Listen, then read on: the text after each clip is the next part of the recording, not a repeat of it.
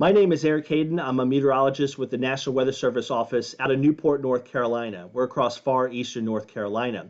The point of this video is to talk about the hourly weather graph. It's one of our best tools on weather.gov. You can find a lot of useful information, especially during a winter storm. We're expecting snow and ice here the next couple days, so that's why I want to highlight this video with that hourly weather graph. But even if you're looking for summer, spring, fall weather, it's a pretty useful tool.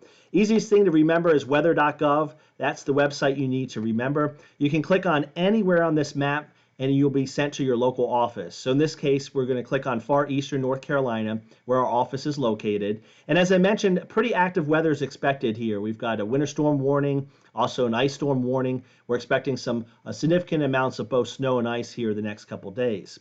So once you're to the website, you can get a forecast a couple different ways. You can click anywhere on this map. If you're good at geography or you want to click on one of these bigger cities, that works just fine. A real easy way is just entering your city or zip code. So in this case, I'm going to enter Greenville, North Carolina. And then as you enter that, you'll be directed to the local forecast. Usually the closest airport will give you conditions, temperatures, wind speed, things of that nature. There's a nice 7-day forecast, or at least out to 5 days. And it'll show you high and low temperatures, kind of the big picture, any weather hazards we have. Then if you scroll down the page, a lot of people stop here, this detailed forecast. This goes out to 7 days. Very useful, really good information. But the two things I want to point out is, number one, you can change that map and you can get even more detailed, especially if you live in a mountain area or where the weather changes pretty frequently over terrain or proximity to water. On the right is the map, and again, our point is Greenville, this box right here. But you can zoom out the map and you can move it to a different city, a different part of the county, whatever you need. So don't forget, you can fine-tune your forecast via that map. If you continue to scroll down, and this is what a lot of people don't realize, the radar and satellite is down toward the bottom right part of the website. But what we're going to talk about is this hourly weather forecast. Very, very useful for a highly detailed forecast, hour by hour, out to 7 days.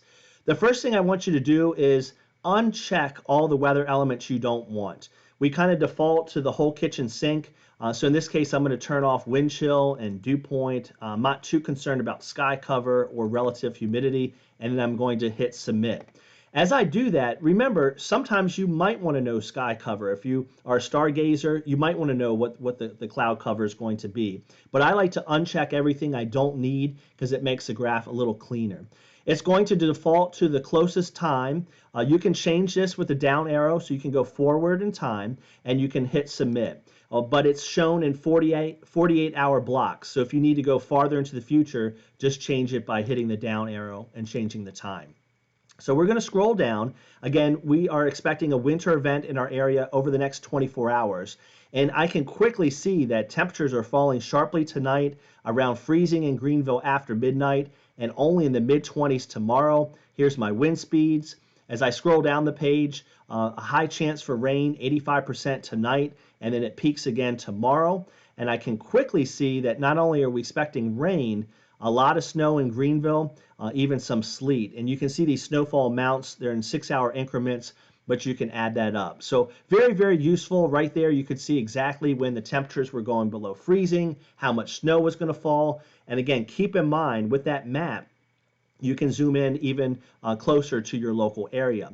If you're not a graph person, there is a digital readout at the bottom. As I hover from left to right, notice as I go forward in time, the temperatures are changing. So by 4 a.m., we're 29 in Greenville, and then through the day tomorrow and tomorrow evening, we're 26. So very, very useful information, can be found on the website itself via the hourly weather graph. I want to give you just a couple quick examples before we stop. This is, we mentioned that we showed Greenville before. I kind of want to move around. Williamston is a little bit farther north in our forecast area, gets a little colder quicker tonight and tomorrow, and therefore more snow. So that's, again, a good way to see the variety across the area. Jacksonville, this is a little bit closer to our coast. We're expecting temperatures to get down to around freezing by daybreak tomorrow, in the upper 20s tomorrow for highs. Rain this evening, but eventually a lot of freezing rain. That's why we have that ice storm warning out for more than 1/4 inch of ice.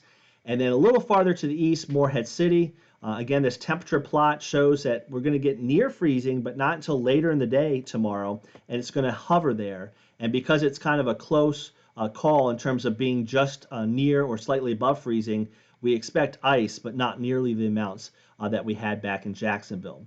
So just to recap, again, weather.gov is all you need. Weather.gov/Morehead City is our local page. We think the hourly weather graph is one of the most useful features. It's a little harder to find, but once you click on the map, once you enter your city or zip code, just scroll on to the bottom of the page and it'll be on the right-hand side.